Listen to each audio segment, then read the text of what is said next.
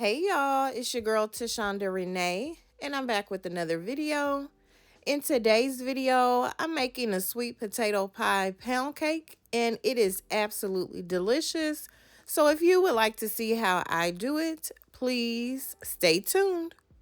All right, this recipe starts with 2 sticks of room temperature butter and a fourth of a cup of butter flavored shortening.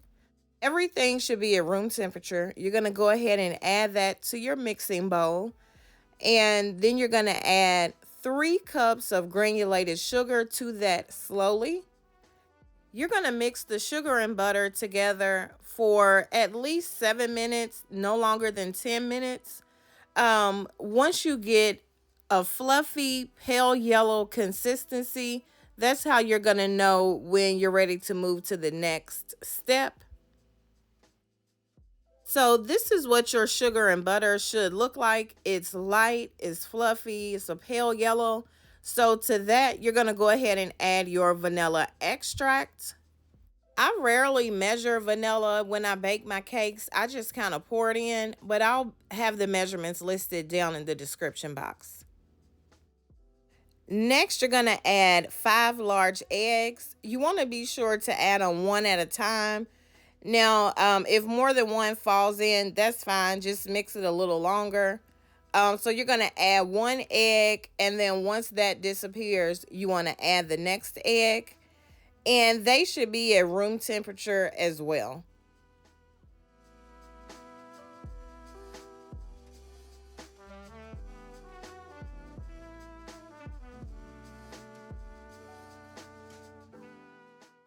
So something I always do is sift in my baking powder and my salt with my flour. So you won't see me add baking powder or salt to the cake because it's mixed in with the flour already. I get that question a lot on my pound cake videos, but you don't see me add it because it's already sifted into the flour. And I always have it listed in the description box. I'm using 3 cups of cake flour. I'm going to go ahead and add about a fourth of that to the batter. I'm going to mix that in, and then I'm going to add a little sour cream. So I'm going to rotate those two. You want to always start with the flour, and you want to be sure to end with the flour.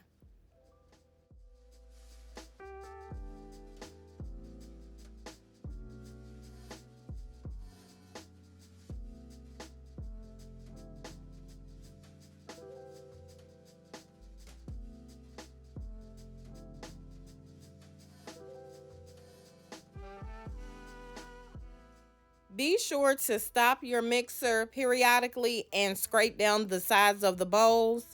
That is very important. You want to be sure you're mixing all the batter. All right, so now I'm going to go ahead and finish it out with the flour. And this batter comes out to be a fluffy cake batter. And this is what that looks like. So if you're following my channel, you know that I put out a video for a sweet potato pie just a couple days ago. So this cake came to mind because I had extra sweet potato pie filling left over and I did not want to throw it away. So I said, well, I'll just go ahead and make a pound cake and I'll add the sweet potato pie filling to it. So this is what I had left over, and it has all the spices in it. It has cinnamon and nutmeg. It has plenty of sugar. So what I'm going to do, I didn't want to mix it in with the batter. So I'm just going to add about half of the batter to the cake pan, and then I'm going to swirl some of the sweet potato pie filling into that. After I poured the first half of the batter into the pan, I am going to go ahead and smooth that out, and I'm going to tap it on the countertop a couple times just because I don't want to tap it once I swirl the sweet potato pie filling into the cake. Your oven should be preheated to 325 degrees. I use the pan baking spray to coat my pan before adding my batter. And I did overspray only because with this particular pan, it tends to stick. I'm going to use a butter knife to try to make a swirl design. I've never done this before. It's a first, so I don't know at this point if it's going to turn out how I envisioned, but that's what I'm doing. In hindsight, I should have added more batter before adding the sweet potato pie filling. So if you try this recipe, add a little more than half of the batter and then add the pie filling and swirl it. So I have that done, and now I'm going to go ahead and add the remaining batter. So I'm just going to smooth that out across the top. I'm not going to tap it on the counter anymore because I do not want to mess with the swirl. Once I have it pretty smooth, I'm going to go ahead and add it to my 325-degree oven, and I'm going to bake the cake until it is done. So I baked my cake for a total of 70 minutes. That's how long it took for mine to get done. You may have to bake your cake longer. You may not have to bake it as long. You just want to be able to insert a toothpick into the cake and it should come out clean. And that's how you're going to know when your cake is done. But this is what my cake looks like once it comes out of the oven.